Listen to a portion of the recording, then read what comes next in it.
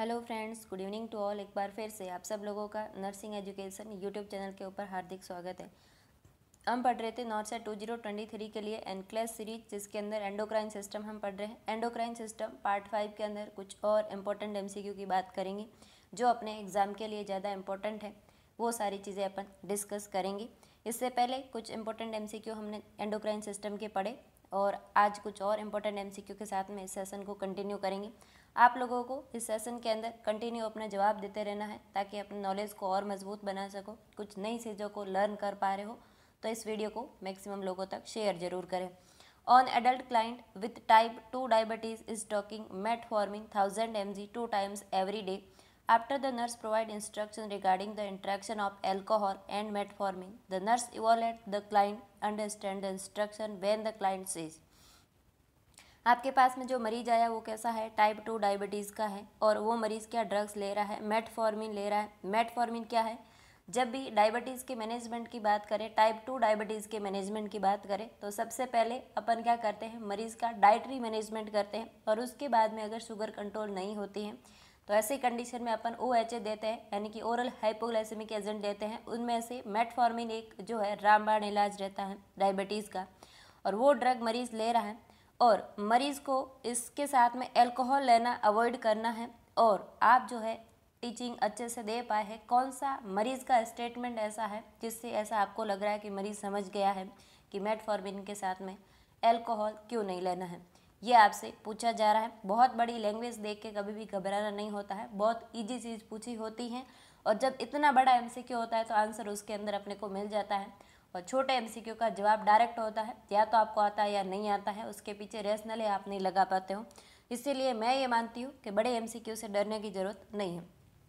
Option A के अंदर लिखा है, if I will be having alcohol I must not take metformin, I could develop lactic acidosis. Option B कह रहा है, if my physician approved I have drink alcohol with my metformin. Option C के अंदर लिखा है, adverse effect I should watch for are feeling excessive energetic, unusual muscles stiffness, low back pain and rapid heart beat. Option D के अंदर लिखा है, if feel blotted I should my call physician. अगर आप ब्लॉटेड फील कर रहे हो और फिजिशियन को कॉल कर रहे हो तो ये मेटफॉर्मिन का रिएक्शन नहीं है इसके साथ में, किसके साथ में, अल्कोहल के साथ में। ऑप्शन सी के अंदर लिखा है, एडवर्स इफेक्ट, तो जब भी किसी ड्रग का साइड इफेक्ट और एडवर्स इफेक्ट पढ़ा जाता है लेकिन किसी और कंटेंट के साथ में इंटरेक्शन को एडवर्स इफेक्ट नहीं बोला जाता। ऑप्शन बी के अंदर लिखा है, if my physician approved high drink with my alcohol. Physician तो कभी भी अप्रूव नहीं करेगा आपको कि आप एल्कोहल भी लो और मेटफॉर्मिन भी लो, तो ये बात भी क्या है, गलत है। लेकिन अगर मरीज़ आपको कह रहा है कि अगर मैं मेटफॉर्मिन के साथ में एल्कोहल ले लूँगा तो मेरी बॉडी के अंदर लैक्टिक एसिडोसिस बन जाएगा, ये बात बिल्कुल करेक्ट है। इसका मतलब मरीज़ समझ गया है जो टीचिंग आपने दी है मेटफॉर्मिन और एल्कोहल से रिगार्डिंग। मेटफॉर्मिन ड्रग जो है इसका साइड इफ़ेक्ट लैक्टिक एसिडोसिस रहता है। ये बहुत रेयर होता है लेकिन जब भी होता है ये मरीज़ के लिए बहुत ज़्यादा फैटल कंडीशन होती है और ऐसे कंडीशन में मरीज़ को क्या है, हॉस्पिटलाइज होना पड़ता है। और उसके मैनेजमेंट के लिए जब भी बॉडी के अंदर लैक्टिक एसिडोसिस, जब भी एसिडोसिस की बात आती है तो उसका ट्रीटमेंट ऑफ चॉइस रहता है सोडा बाइकार्ब का इंजेक्शन, और ये चीज़ आपको ध्यान रखनी है। मेटफॉर्मिन के साथ में अगर आप अल्कोहल लेते हो तो आपकी बॉडी के अंदर क्या हो जाएगा, लैक्टिक एसिडोसिस वाली कंडीशन बन जाएगी। ये अगर स्टेटमेंट मरीज़ कह रहा है इसका मतलब मरीज़ समझ गया है। इसका आंसर क्या रहेगा, A is the correct answer.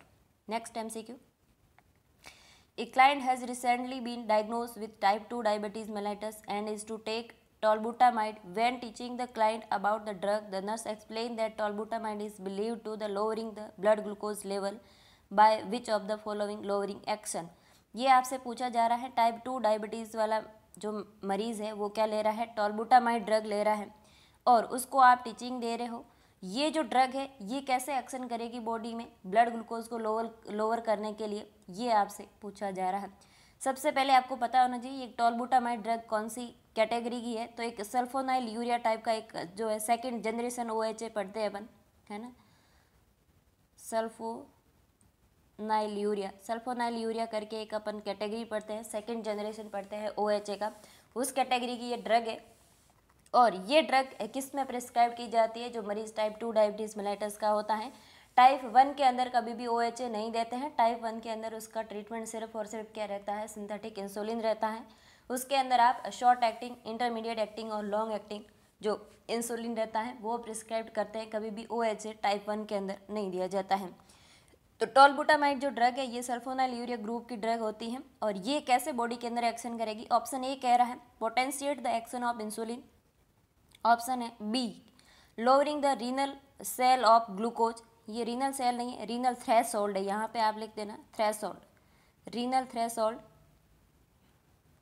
Renal threshold. Option C के अंदर लिखा है stimulating insulin releasing from functioning beta cell in the pancreas. Option D के अंदर लिखा है combing the blood glucose to render it altered. तो ये जो ड्रग होती है ये क्या करती है, टाइप 2 डायबिटीज मेलाइटिस के अंदर होता क्या है, उसकी बॉडी के अंदर किसी कारणवश बाद में लेटर ऑन कंडीशन में उसके अंदर क्या है, जैसे मान लो मरीज के अंदर ओबेसिटी थी और उसको टाइप 2 डायबिटीज मेलाइटिस हो गया, तो ऐसी कंडीशन में जन्मजात उसकी पेनक्रियाज की बीटा सेल इंसुलिन सीक्रेट कर रही थी, लेकिन अभी जो है इसके अंदर क्या है, इंसुलिन थोड़ा बहुत बन रहा है लेकिन उसके प्रति भी क्या हो गया है, बॉडी के अंदर रेजिस्टेंस डेवलप हो गया है। तो ऐसी कंडीशन में अब ये जो ड्रग अपन दे रहे हैं ये ड्रग क्या करेगी, जो फंक्शनिंग बीटा सेल है पेनक्रियाज की उसको स्टिमुलेट करके उससे क्या सीक्रेट करवाएगी, इंसुलिन सीक्रेट करवाती है। ये कौन से ऑप्शन के अंदर है, सी ऑप्शन के अंदर। इसका जो करेक्ट आंसर है वो क्या है, सी। ये ड्रग क्या करती है, पेनक्रियाज के पास जाती है और उसकी बीटा सेल को स्टिमुलेट करती है कि आप इंसुलिन बनाओ, और वो इंसुलिन बनाती है और उसी इंसुलिन को यूज़ करके ग्लूकोज को कहाँ शिफ्ट करते हैं, सेल के अंदर। तो ये मैकेनिज्म रहती है टॉलबुटामाइड ड्रग का। तो इसका आंसर क्या रहेगा, C. C is the correct answer. Next MCQ,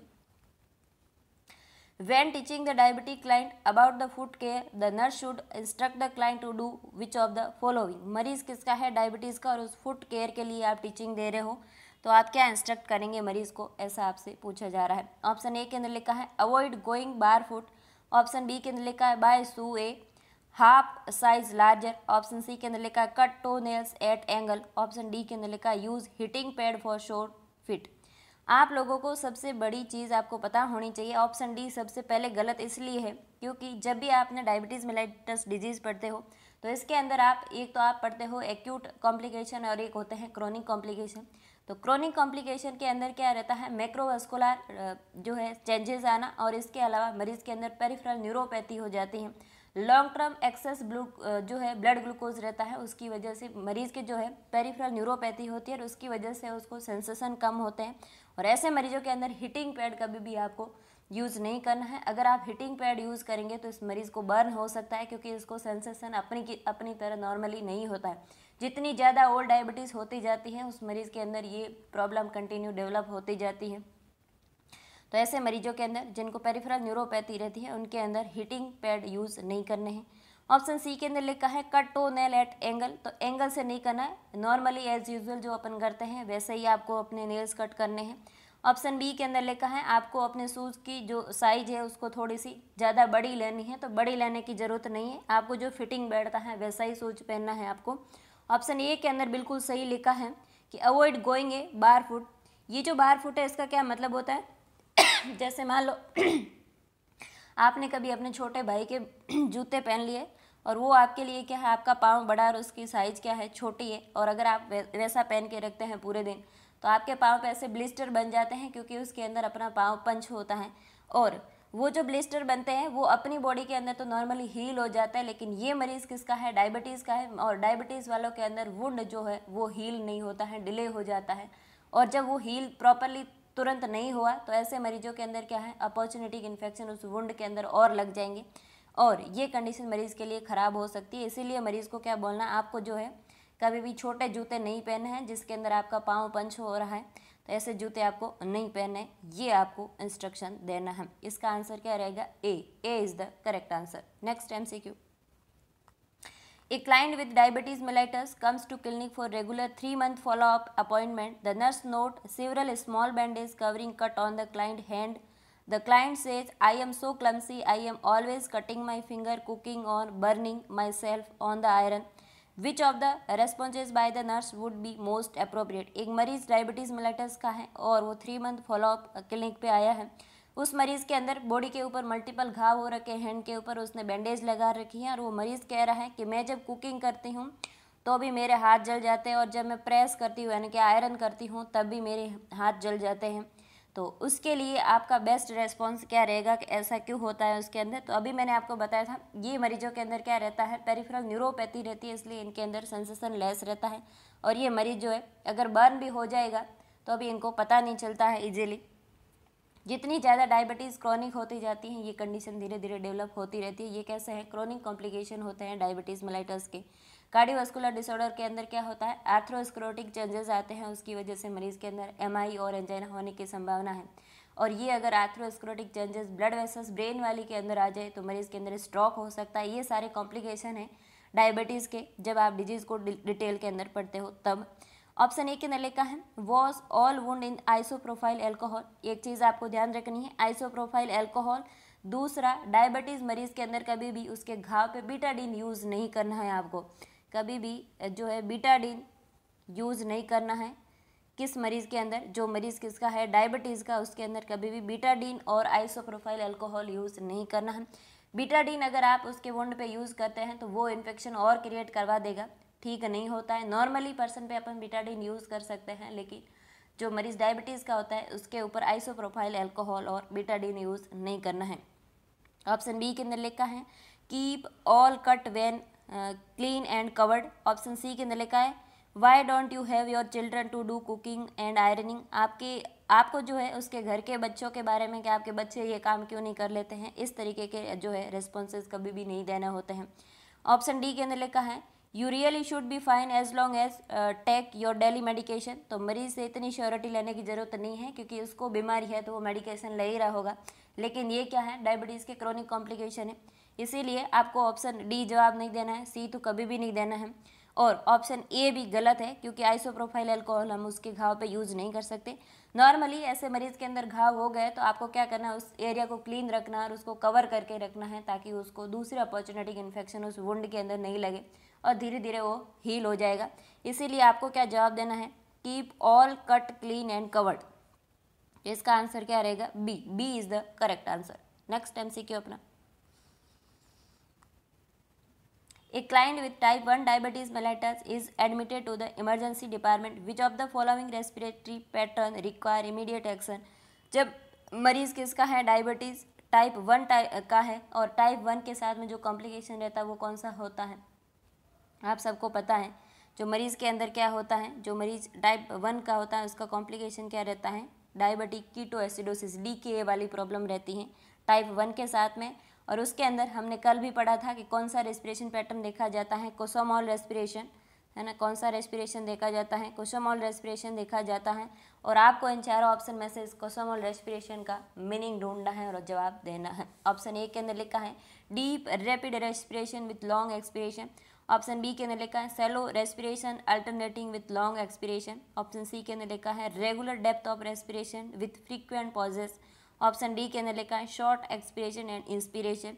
तो शॉर्ट इंस्पिरेशन और एक्सपिरेशन नहीं रहता है, ये किसके साथ में रहता है, जो मरीज COPD वाले होते हैं जिनके अंदर बैरल चेस्ट रहता है उसके अंदर क्या रहता है, मरीज टैकीपेनिक रहता है और उसका एक्सपिरेशन और इंस्पिरेशन बहुत शॉर्ट हो जाते हैं। पॉजेज कौन से मरीजों के अंदर आते हैं, जिन मरीजों का सेंट्रल नर्वस सिस्टम अफेक्ट होता है उन मरीजों के अंदर क्या है, एपनिया आता है, जिसके अंदर अपन पढ़ते हैं साइन स्ट्रोक रेस्पिरेशन पढ़ते हैं, जिसके अंदर जैसे मरीज का ICP बढ़ता है तो उनके अंदर साइन स्ट्रोक रेस्पिरेशन वाला पैटर्न रहता है। वो मरीज़ क्या है, हाइपरपनिया होता है, फिर एपनिया आ जाता है थोड़ी देर के लिए, उस एपनिया को पॉजेस बोला जाता है, यानी कि उसका इंस्पिरेशन और एक्सपिरेशन दोनों क्या हो जाते हैं, पॉज हो जाता है बीच बीच में। सेलो रेस्पिरेशन इसके अंदर नहीं देखा जाता है। कैसी कोसोमोल रेस्पिरेशन कैसा होता है, डीप होता है, रैपिड होता है और लॉन्ग एक्सपिरेशन होता है, बहुत बड़ी बड़ी सांस लेता है मरीज़, डीप लेता है, वो मरीज़ कैसा होता है। DK वाला जो मरीज है उसके अंदर कोसमोल रेस्पिरेशन देखा जाता है और ये कोसमोल रेस्पिरेशन की मीनिंग क्या है, deep rapid respiration with long expiration रहता है। तो इसका आंसर क्या रहेगा, A is the correct answer. Next MCQ अपना, the nurse should caution the client with diabetes mellitus who is taking sulfonylurea that alcoholic beverage should be avoided while taking these drug because they can cause which of the following।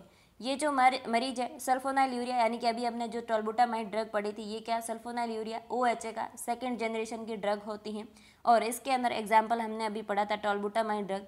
ये अगर आप alcohol के साथ में लेते हो या फिर आप मेटफॉर्मिन को इसके साथ में लेते हो तो ये ड्रग जो है कैसे सिम्टम क्रिएट कर सकती है, ये आपसे पूछा जा रहा है। ऑप्शन ए के अंदर लिखा है हाइपोकैलेमिया कर देगी। ऑप्शन बी के अंदर लिखा है हाइपरकैलेमिया, ऑप्शन सी के अंदर लिखा है हाइपोकैल्सीमिया और ऑप्शन डी के अंदर लिखा है डाइसल्फिराम लाइक सिम्टम क्रिएट करती हैं। जब कोई भी मरीज अल्कोहल डिपेंडेंट वाला होता है, उन मरीजों को अल्कोहल छुड़वाने के लिए कौन सी ड्रग यूज़ करते हैं, डाइसल्फिराम ड्रग देते हैं और उससे क्या हो जाता है, वो डाइसल्फिराम जो है इंटरेक्शन करता है अल्कोहल के साथ में और मरीज़ को बहुत ज़्यादा वॉमिटिंग स्टार्ट हो जाती है। और जब रिकरेंट उसके साथ में ऐसा होता है तो उसको ऐसा लगने लग जाता है कि अल्कोहल की वजह से मुझे क्या हो रहा है, वॉमिटिंग हो रही है, तो वो धीरे धीरे उसका एडिक्शन छोड़ देता है। ऐसा हमने जब आप अल्कोहल डिपेंडेंसी वाला डिसऑर्डर जब आप साइकेट्री के अंदर पढ़ते हैं तो वहाँ पे डाइसल्फिराम ड्रग को पढ़ते हैं। और ये जो डाइसल्फिराम लाइक सिम्टम आ रहे हैं ये किसके साथ में आ सकता है, जो मरीज सल्फोनाइल ड्रग को ले रहा है और उसके साथ में अगर अल्कोहल यूज़ करेगा तो उसके अंदर क्या सिम्टम आएंगे, डाइसल्फिराम लाइक सिम्टम आएंगे। और उस मरीज़ को क्या लगेगा, या तो मुझे इस ड्रग से हो रही है वॉमिटिंग और या क्या किससे हो रही है, अल्कोहल से हो रही है। अल्कोहल का तो वो डिपेंडेंसी होता है इसलिए उसको तो नहीं छोड़ेगा, लेकिन वो किसको छोड़ देगा, इस ड्रग को लेना छोड़ सकता है। इसीलिए मरीज़ को समझाना है कि आप सल्फोनाइल टाइप की ड्रग ले रहे हो और ये दवाई अगर आप ले रहे हो तो आपको क्या है, अल्कोहल नहीं लेना है। अगर आप अल्कोहल लेते हो तो आपको बहुत ज़्यादा तेज़ वॉमिटिंग होगी और बहुत सारे कॉम्प्लिकेशन आपको देखने को मिलेंगे। तो इसका आंसर क्या रहेगा, disulfiram like symptom, D is the correct answer. Next MCQ अपना, Which of the following condition is the most significant risk factor for the developing of type 2 diabetes mellitus? जो मरीज टाइप 2 डायबिटीज़ mellitus का है और ये MCQ exam के अंदर recurrently पूछा हुआ है, डायबिटीज़ का मोस्ट कॉमन कोज क्या होता है या फिर आपको रिस्क फैक्टर के नाम से पूछा जा सकता है, कौन से मरीजों के अंदर टाइप 2 डायबिटीज़ mellitus सबसे ज़्यादा देखा जाता है। ऑप्शन ए जो मरीज स्मोकिंग करते हैं, option B high cholesterol diet लेते हैं, ऑप्शन सी ओबेसिटी और ऑप्शन डी के अंदर लिखा है हाइपरटेंशन। तो ये जो है आपको कई बार पहले भी मैंने एक्सप्लेन किया है कि ओबेसिटी जो है वो टाइप 2 की मोस्ट कॉमन कोज है और यही रिस्क फैक्टर है जिन मरीजों के अंदर, जो मरीज ओबेज होते हैं उनके अंदर टाइप 2 डायबिटीज़ mellitus देखा जाता है। जो मरीज डायबिटीज़ mellitus का होगा उसके मरीज़ के अंदर बाद में मैक्रोवेस्कुलर चेंजेस आएंगे, एथेरोस्क्लेरोटिक चेंजेस आएंगे और उसकी वजह से मरीज़ के अंदर हाइपरटेंशन डेवलप हो सकता है और हाई कोलेस्ट्रॉल ब्लड वेसल्स के अंदर हो सकता है, उसकी वजह से मरीज़ को ब्रेन के स्ट्रोक भी आ सकते हैं। तो जो मोस्ट कॉमन कोज है, जो मोस्ट कॉमन रिस्क फैक्टर है वो क्या है, ओबेसिटी है टाइप 2 का।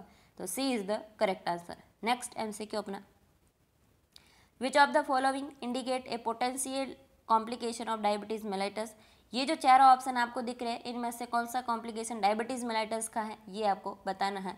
ऑप्शन ए के अंदर लिखा है इन्फ्लाम्ड पेनफुल जॉइंट होते हैं, ऑप्शन बी के अंदर लिखा है blood pressure 160/100 mm of Hg, option C के अंदर स्टॉप्ड अपीयरेंस और ऑप्शन डी के अंदर लिखा है हीमोग्लोबिन ऑफ 9 ग्राम पर डेसीलीटर। तो डायबिटीज़ के अंदर हीमोग्लोबिन लेवल लो नहीं होता है, किसके अंदर लो होता है, जो मरीज़ एनीमिया वाले होते हैं उनके अंदर हीमोग्लोबिन लो रहता है।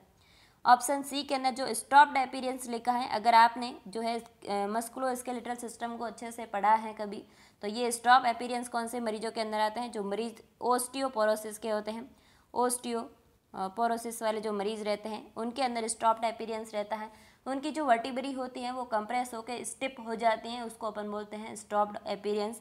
तो ये किसके अंदर देखा जाता है, जो मरीज ओस्टियोपोरोसिस के होते हैं उनको।